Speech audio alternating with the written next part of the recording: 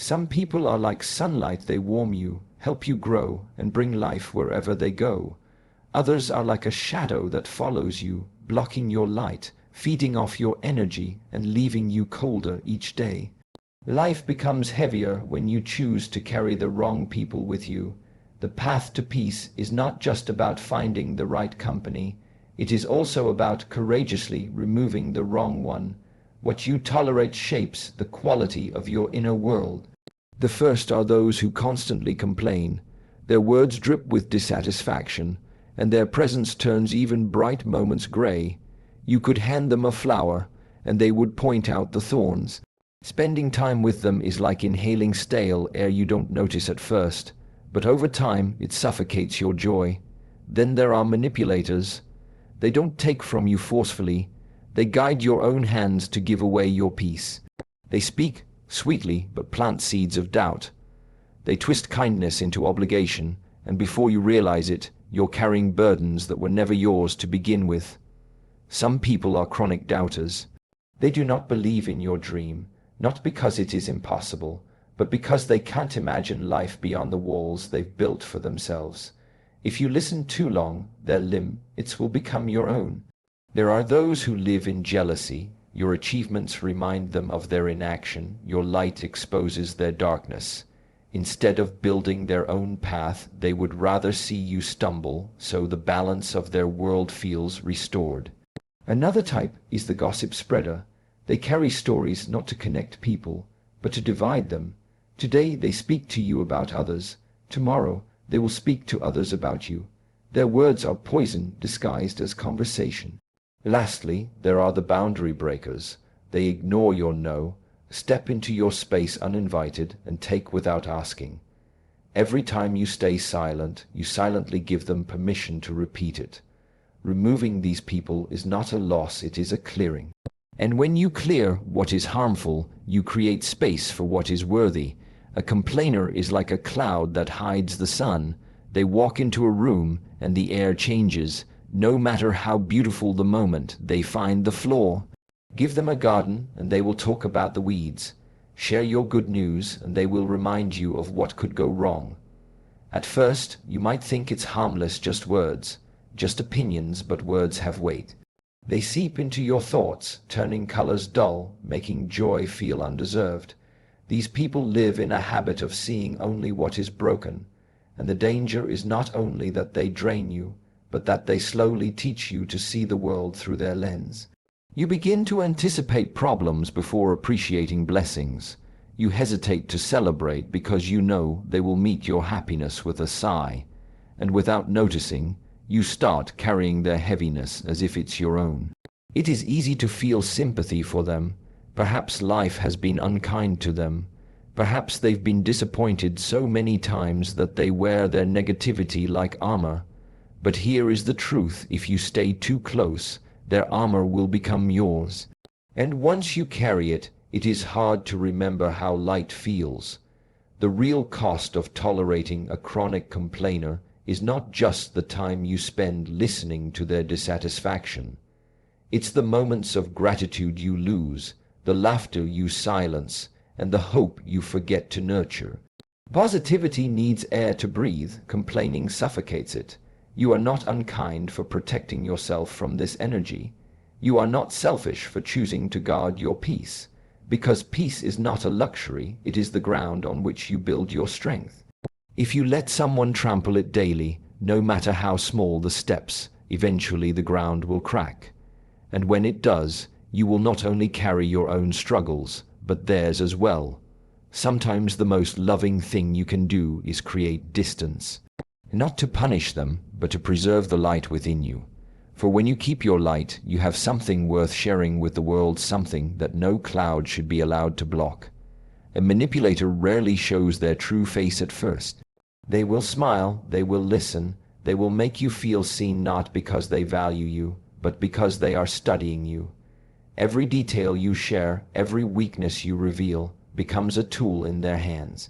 They don't push you directly, they guide you subtly, making you believe the choices you make are your own, when in truth they are placing the pieces exactly where they want them. The danger of a manipulator is not only in what they take from you, but in how they twist the way you see yourself. They can make you doubt your instincts, question your memories, and even apologize for things you didn't do.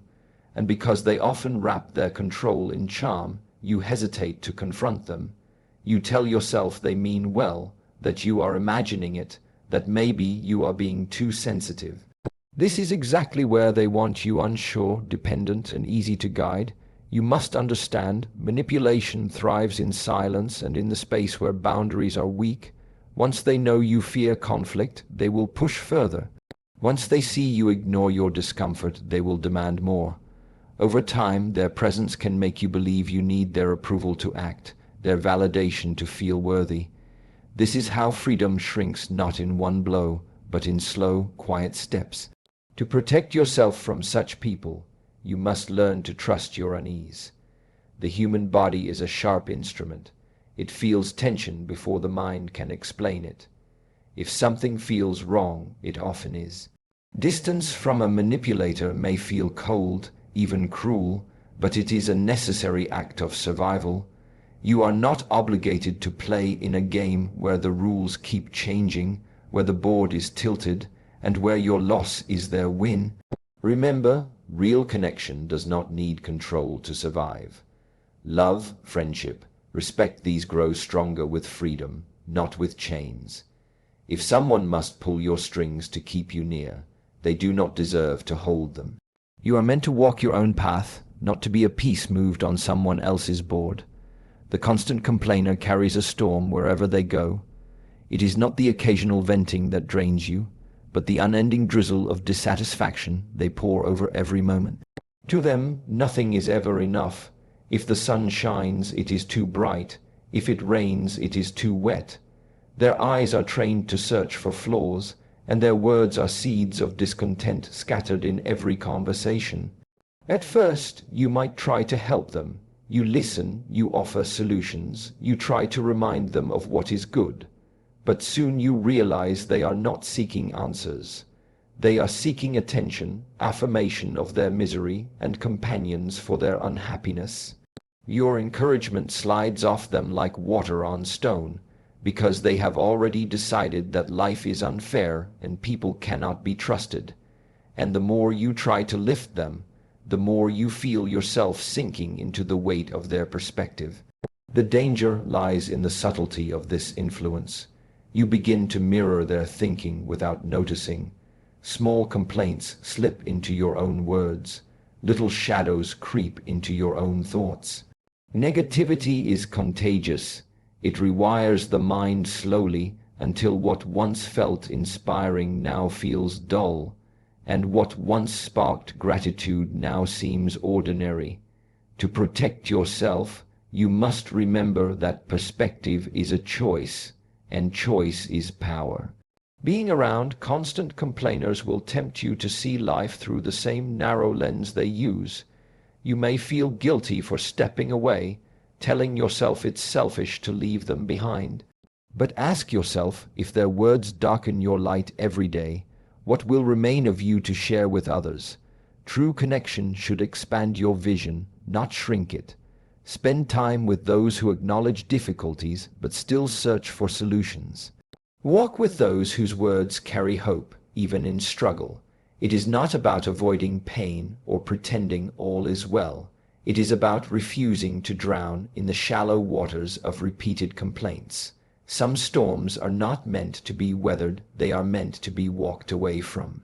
The manipulator wears many masks, each crafted to blend into the moment. At times, they appear as a friend offering advice. At other times, as a mentor guiding you forward. But behind every word and every gesture lies a silent calculation. How can this serve me? They do not move with honesty, but with strategy. They read your emotions like a map, searching for weaknesses to exploit, turning your trust into a tool for their own gain.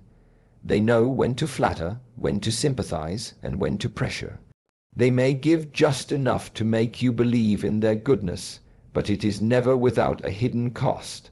Sometimes the debt is emotional, your loyalty, your compliance, your silence. Other times it is more tangible, your time, your resources, your opportunities. And by the time you notice, the strings are already tied and you are moving to the rhythm they control. The danger of the manipulator is not in their power, but in their subtlety. They rarely show their true intentions openly. Instead, they weave them into the fabric of the relationship. They make you question yourself, your memory, your judgment, your worth. You begin to second, guess your instincts, believing you might be too sensitive, too harsh, or too suspicious. To stand against them, you must strengthen your inner clarity. See people not just for the roles they play, but for the patterns they leave behind. Words can charm, but patterns do not lie. Watch how they act when there is nothing to gain. Notice how they treat those who cannot offer them anything in return. Observe if their promises come with invisible strings, if their kindness fades when you set boundaries. When you recognize a manipulator, distance is not cruelty, it is survival. Do not try to outplay their game, for every move you make is still within the board they have built. Instead, step away from the board entirely. Protect your trust, for it is the currency of all relationships, and once stolen, it is not easily restored. Some people do not deserve the privilege of your openness, because they see it not as a gift, but as an opening. The constant complainer carries a cloud with them wherever they go. It does not matter if the sun is shining, if opportunities are present, or if life offers them moments of peace, their focus will always return to what is wrong. They drain the room not with loud actions, but with the subtle heaviness of their words. Every conversation becomes a list of problems, every moment a reminder of how unfair the world is, and every effort you make to uplift them falls into an endless void. They are not seeking solutions, only sympathy. They cling to their complaints as if they are part of their identity, and when you try to offer answers, they resist. The truth is, they do not want change. They want validation for their misery. And if you stay too long in their presence, their perspective begins to shape yours. You start to notice flaws instead of possibilities, obstacles instead of pathways. Slowly, without realizing it, their darkness becomes your own. The danger lies in the subtle erosion of your own spirit. Negativity, like water dripping on stone, may seem harmless at first, but over time it shapes and wears down even the strongest foundation. You may start speaking in their language, measuring life not by gratitude, but by grievances. You may carry their heaviness into your own days, wondering why hope feels harder to hold. To guard against this, you must choose your environment with care. Compassion is important, but compassion without boundaries becomes self-destruction. You can listen without absorbing, care without carrying, offer kindness, yes, but do not offer your peace as payment for their constant dissatisfaction. Life is too short to sit in rooms where the air is always stale with complaint.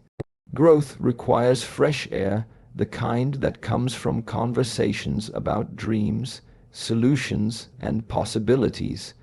Surround yourself with people who can see beauty even in the midst of challenge, who speak of change rather than simply pointing at what is wrong. When you distance yourself from the constant complainer, you are not abandoning them, you are protecting the clarity of your own vision. And sometimes that clarity is exactly what you need to keep moving forward when the world already has enough shadows of its own. The manipulator wears many faces, and that is what makes them dangerous. They can appear as a friend, a guide, even a protector, yet beneath the surface their intentions are tied to control. They read your emotions like a book, learning which pages to turn and which words to repeat to keep you where they want you. Sometimes they flatter you, sometimes they guilt you, sometimes they play the victim, all to keep you entangled in their web. At first you may not even notice.